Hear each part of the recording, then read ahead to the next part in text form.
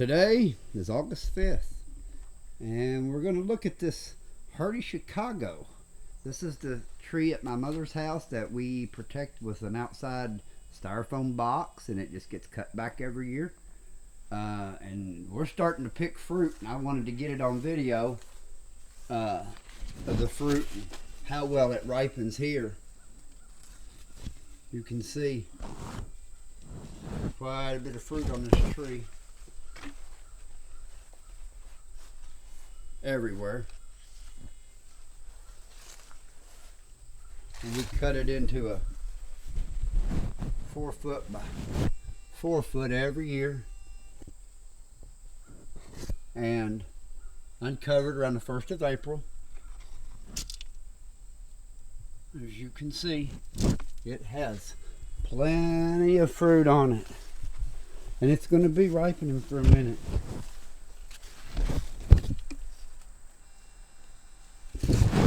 Lots and lots of fruit. Now, you can see where we cut it back last year. So you can see what's all new growth and what's old growth. Look how big this thing is. You can't even reach around it. It's so big. This is what you can do if you want a cold climate if you protect it. You can be, they'll ripen every bit of this. Every one of these will ripen without issue. So protect your Mount Etna in zone 7A, and you get 350 fruit a season out of it. I mean, you can see the fruit down there. It's got fruit everywhere. It's got a little bit of rust.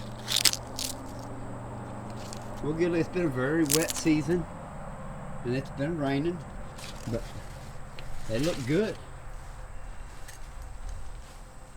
Hardy Chicago, Mount Etna, pick one.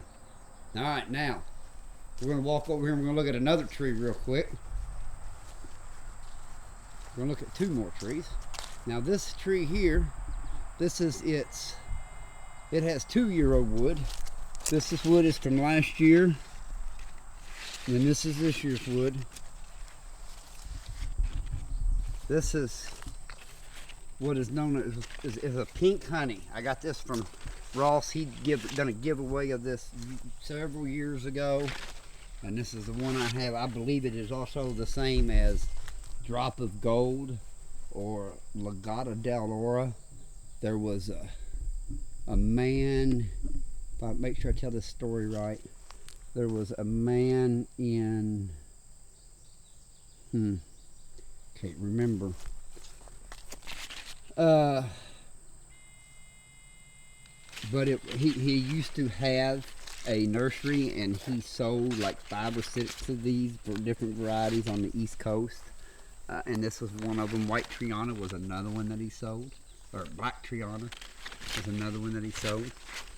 But this version of it here is pink honey, and I believe it to be the same. It don't have a lot of fruit on it at this point, and it hasn't started ripening, but hopefully we'll see. We'll make a video of it if it does.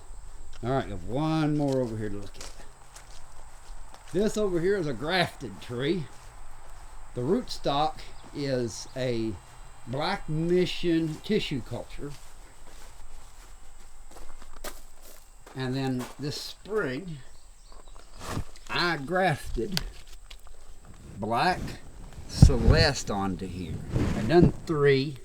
This one growed for a while and didn't make it. It broke off. I have it at home in a bag with stagnant peat moss, and it is growing roots, believe it or not. But I grafted this year. It's got bracing on it to ensure that the wind don't break it. There's the grass. I got some tips here. I'm going to do some tip cuttings on this black celeste.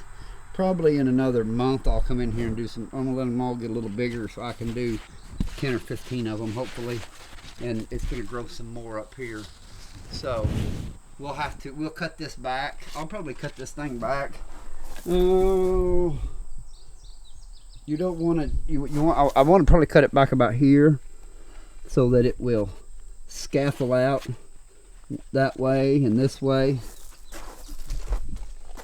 next season. That's a black celeste.